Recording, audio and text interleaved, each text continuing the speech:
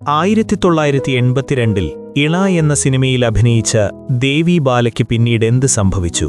മലയാള സിനിമയുടെ ചരിത്രത്തിൽ ഇപ്പോഴും പ്രേക്ഷകർ ഓർക്കുന്നൊരു ഗാനമുണ്ട്.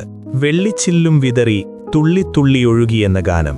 കൃഷ്ണചന്ദ്രൻ പാടിയ ഈ ഗാനരംഗത്തിൽ അഭിനയിച്ചിരിക്കുന്നത് മാസ്റ്റർ രഘുവും ദേവി ബാല എന്ന കൗമാരക്കാരി പെൺകുട്ടിയുമാണ്.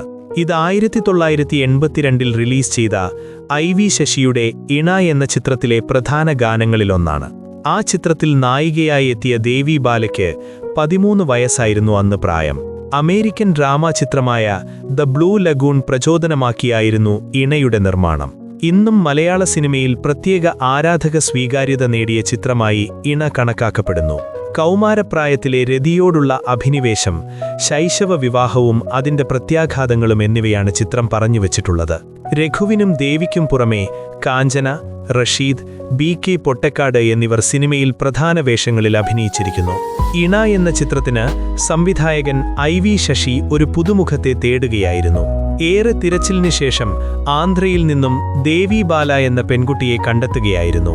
1978 IV ശശിയുടെ തന്നെ ഇനിയും പുഴയൊഴുകുമെന്ന പടത്തിൽ ബാലതാരമായി ദേവി ബാല അഭിനയിച്ചിട്ടുണ്ട്.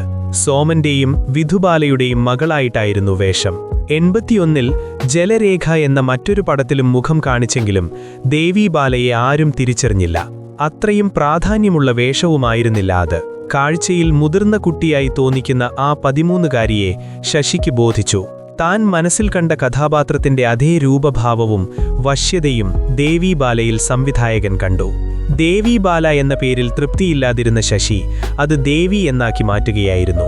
ചിത്രത്തിലെ ദേവി ബാലയുടെ പ്രകടനം വശ്യവും ഭാവാഭിനയപരമായും പ്രേക്ഷക ശ്രദ്ധ നേടി.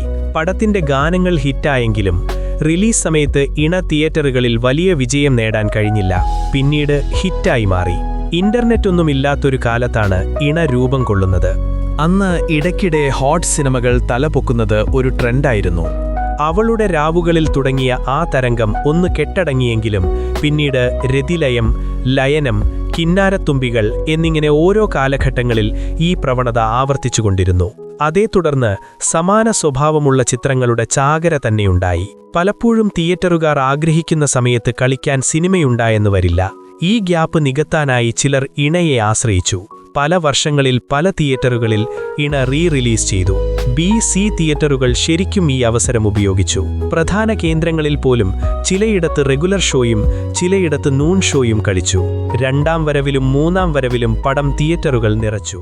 ഈ വീഡിയോയുടെ തുടർഭാഗം ചാനലിൽ അപ്ലോഡ് ചെയ്തിട്ടുണ്ട്. പൂർണ്ണ വീഡിയോ കാണാൻ ചാനൽ സന്ദർശിക്കുക.